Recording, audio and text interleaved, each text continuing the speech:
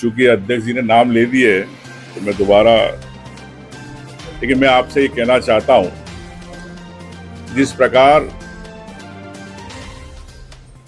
रीवा के स्वास्थ्य मंत्री, उप मुख्यमंत्री इतने सालों से जो रीवा पे दाग लगा हुआ है, कोरेक्स को लेके, अवैध नशे को लेके, तो दाग नहीं धो पा रहे।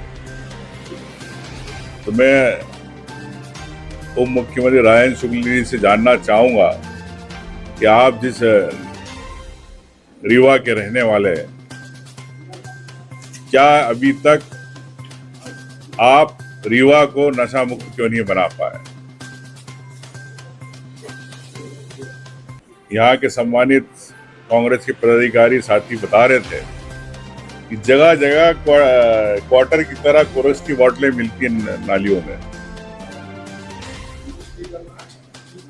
तो क्या उप मुख्यमंत्री जी आज सक्षम है कि अपने रीवा शहर जहां से आप जीतते हैं, इसको लेके आप दिल से, ईमानदारी से पहल नहीं कर पा रहे? तो ये बड़े दुख की बात है एक स्वास्थ्य मंत्री के लिए। प्रदेश का उप मुख्यमंत्री जिसके पास स्वास्थ्य विभाग है, वो अपना ही गृह जिला, गृह नगर को नशे से मुक्त नहीं कर पा रहा। बड़े शर्म की बात। साथियों, इस बारे में हमने विधानसभा में भी बात उठाई थी ड्रग को लेके। एमडी ड्रग जिस प्रकार से प्रदेश के अंदर, भोपाल के अंदर 1800 करोड़ की पकड़ाई, फिर कई ऐसे लोग जिनके भारतीय जनता पार्टी से तार थे, जो भारतीय जनता पार्टी के अल्पसंख्यक प्रकोष्ठ के अध्यक्ष भी रहे। तो मैं क्या बीजेपी से पूछना चाहता हूं कि क्या आप ऐसे लोगों को क्यों आगे बढ़ा रहे? क्या कहीं ना कहीं आप परोक्ष रूप से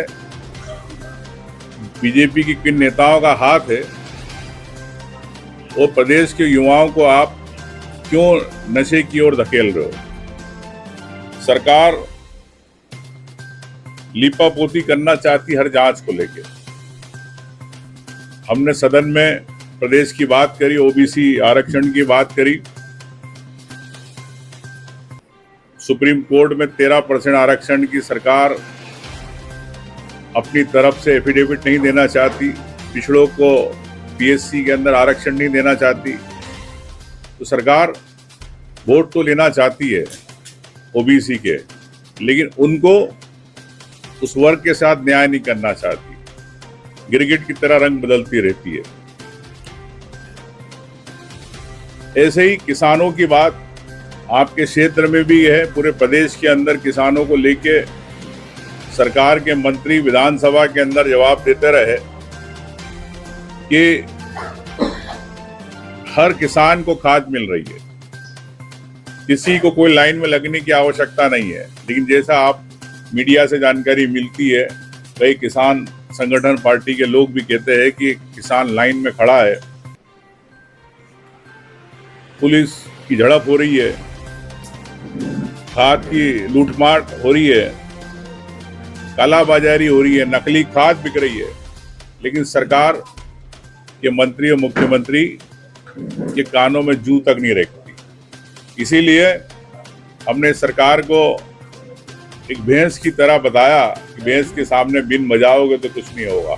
हमारे साथी विधायकों ने, सबने इस प्रकार से हमने एक्ट किया ताकि जनता समझे कि किस प्रकार से सरकार आम जनता की बात नहीं सुनना चाहती। साथियों, मैं आपसे कहना चाहता हूं, कई मामले हैं, चाहे वन मूवी के पट्टों के मामले हैं, उस पर सरकार को जब जगाते हैं। हमारे साथ हम लोग नेपा नगर गए थे, अमरेश्वर जी भी हमारे साथ गए थे। वहाँ से हमने आदिवासियों की बात और अन्य समाज के लोग जिनका सदियों से जंगल की जमीनों पे काबिज है, 2006 के पहले सुप्रीम कोर्ट ने कहा है कि 2006 के पहले वालों को देना पड़ते, लेकिन क्यों नहीं दे पाए?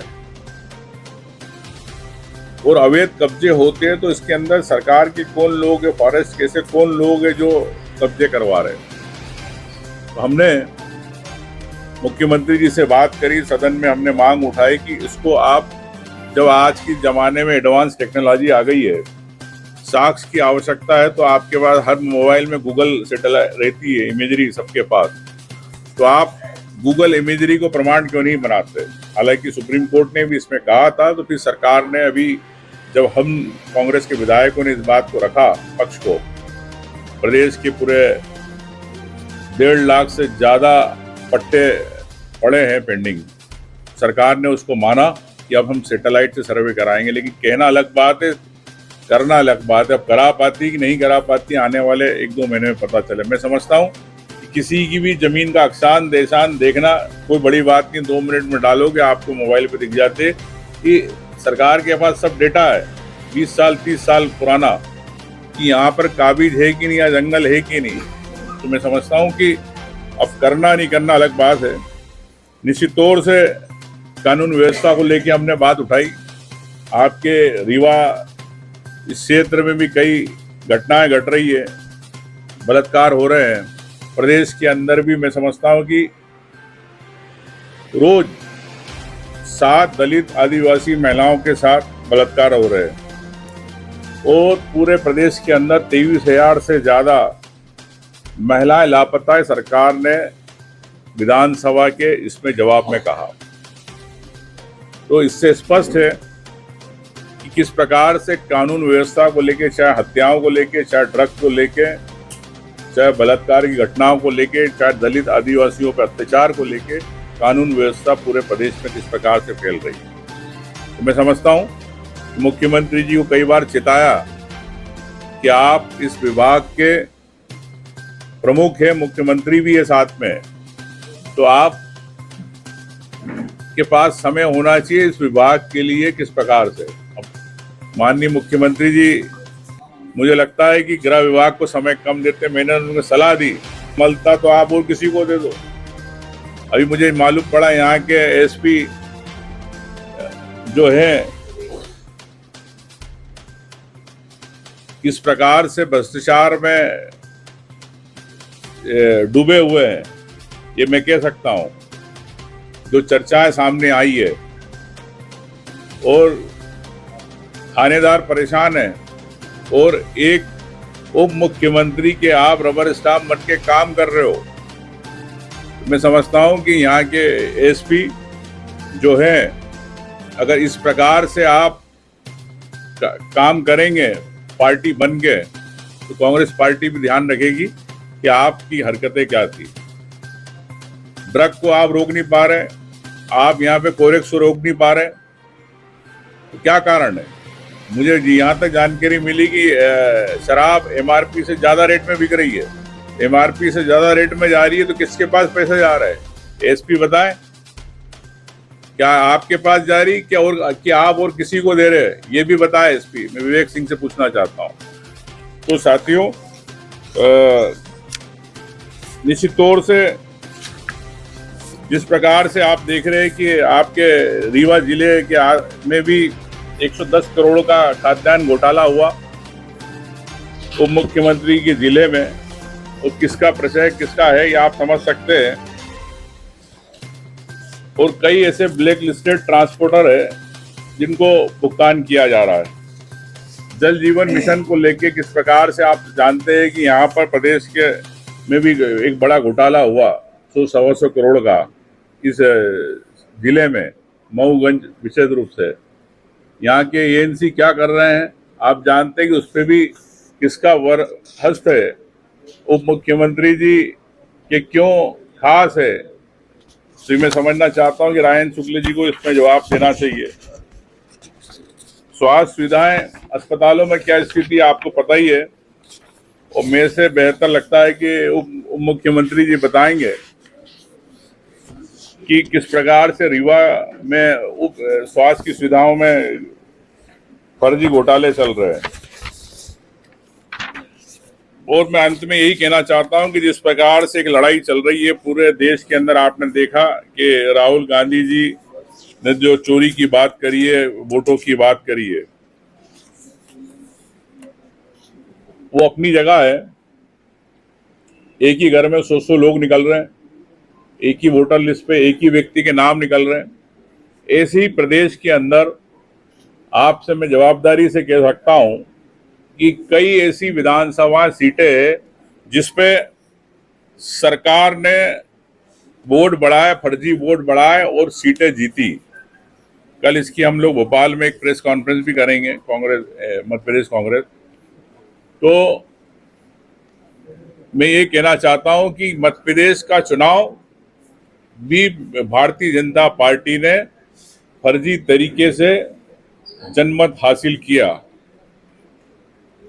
160 से अधिक अगर इनके हैं एमएलए, वो जीते हैं तो फर्जी मतदाता सूची, फर्जी वोटर के कारण जीते हैं, नहीं तो कांग्रेस की सरकार बनती। तो मैं समझता हूं कि राहुल गांधी जी ने पूरे देश में एक लोकतंत्र की बचाने की बात करी है, और उस लड़ाई में कांग्रेस पार्टी ने, जैसे अभय भाई पे घटना घटी, पूरी कांग्रेस पार्टी आज हम लोग आए हैं।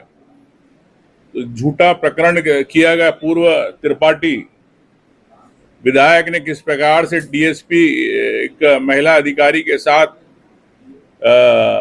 व्यवहार किया, दुर्व्यवहार किया कह सकता हूं, तो किस प्रकार से दबाव बनाया गया, तो इसकी मैं भर्त्सना करता हूं।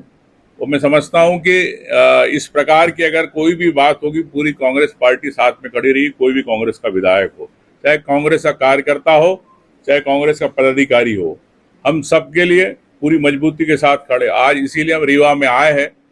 और मैं समझता हूं कि अगर इस प्रकार के अधिकारी अगर इस प्रकार से किसी बीजेपी के दबाव में ऐसी हरकतें करेंगे तो अगली बार तैयार रहें। अधिकारियों को लिस्टेड किया जाएगा और आप पे भी कार्रवाई होगी। आपके खिलाफ भी हम मानव अधिकार में जा सकते, ये ना सोचे कि नहीं जा सकते, आपके खिलाफ भी सुप्रीम कोर्ट जा सकते। तो अगर आप अपना करियर बचाना चाहते हो तो निष्पक्ष रहो, जनता के लिए काम करो, ये मैं खुली बात कहना चाहता हूँ।